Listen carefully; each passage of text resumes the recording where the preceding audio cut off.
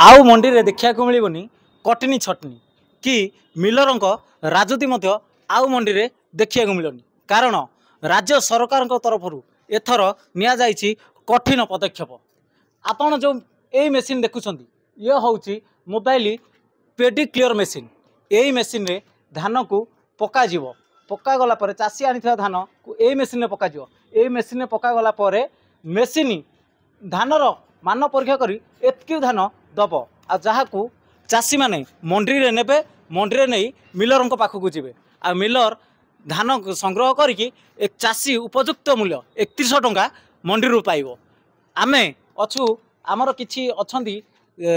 BJP रो जिला कृषि मोर्चा सभापति अछंती तांको बुझिबा ए मेसीन रो मान कोन।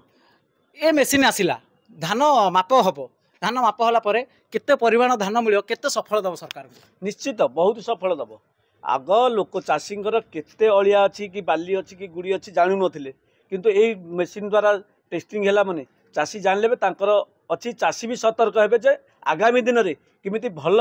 धान आमे दबु एवं भल पैसा सरकार विगत सरकार रे से कही 100 टका सोहेला रे कही 2016 रे जे आमे 100 टका बोनस दबु। आम सरकार तांकर इस्ताहार घोषणा करथिले जे आमे सरकार को आसिले धान क्विंटाल 3100 दबु जोटा कि आज देइचंती एवं ताहा खूब शीघ्र चाषी पाइबे नहीं चाषी तो 3100 टका पाइबे धान देवे किंतु कटनी छटनी जोटा होता कटनी छटनीटा ए सरकार किंतु ए मेसीन कौन कटनी छटनी बंद कर दब कि निश्चित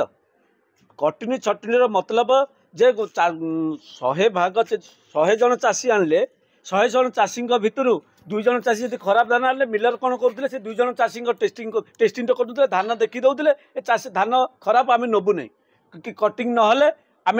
धान उठेबू ना मंडी 3 दिन 4 दिन 5 दिन पड़ रोला जहाँफल चाषी हंतसत हो जहाँ भल धान आनी भी जहाँ काट कुटी कर पचे आम धान नहीं जाओ जहाँफल चाषी सफर होते ये तेणुक ए मेसीन आसला मिलर भी दादागिरी देखी पारन मंडी कि कोऑपरेटिव वाला भी मंडी दादागिरी देखी पारन जे धान तुम खराब अच्छे ए मेसीन टेस्टिंग है भल धान आसो एफिकी धान आसो मिलर भी कही पारन धान कटिंग करके 5 किलो कि 10 किलो कटिबे एफिकी धान आसो कटनी छटनी हेनी आपन गोटे आज्ञा बुझू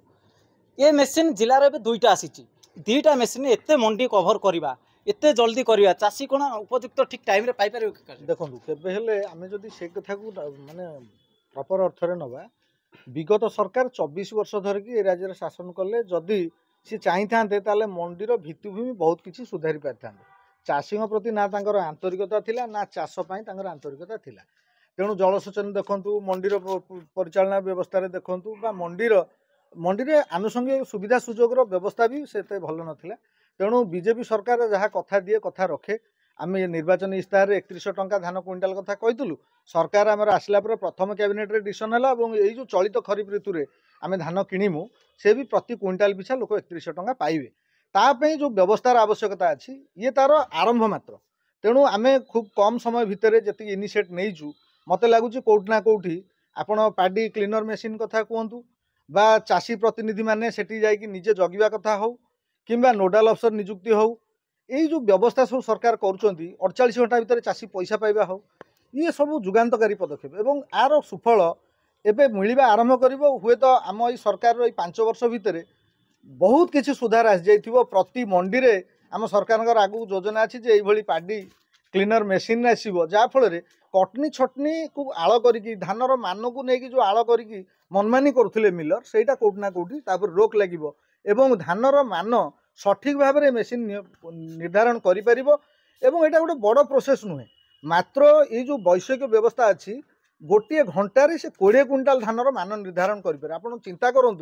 तेणु अवश्य 2टी मेसीन आसी ये आरंभ मात्र। तेणु आम सरकार बद्धपरिकर चाषी की तार हक न्याय और प्राप्य देवाई तेणु मु तो कहि साधुवाद देवी सरकार को ये जो व्यवस्था है चाषी की आपण चैनल माध्यम आम नवेदन करूँ जे निश्चय भाव में परिष्कार परिच्छन्न करी धान को एफएक्यू मानर करके आणतु एवं आप निश्चय 3100 टका पाइबे सरकार से आपण साथी अच्छा कृषि व्यवस्था आपण साथी अच्छी जिला प्रशासन आपण साथी अच्छी एफएक्यू धान पाई आसी मेसीन यही मेसीन चाषी भाग्य निर्धारण करिवो केउ धान एफएक्यू केते परिमाणर धान चाषी आनिले यही मेसीन पकेले से केते परिमाणर एफएक्यू धान पाइबो सेथिपई राज्य सरकार प्रत्येक जिला को एभली मेसीन पठेइछंती देखिबा केते बाट राज्य सरकार का यही योजना कृषि सफल आनी दौर। नयागढ़ मानस कुमार साहू, रिपोर्टर स्टूडियो।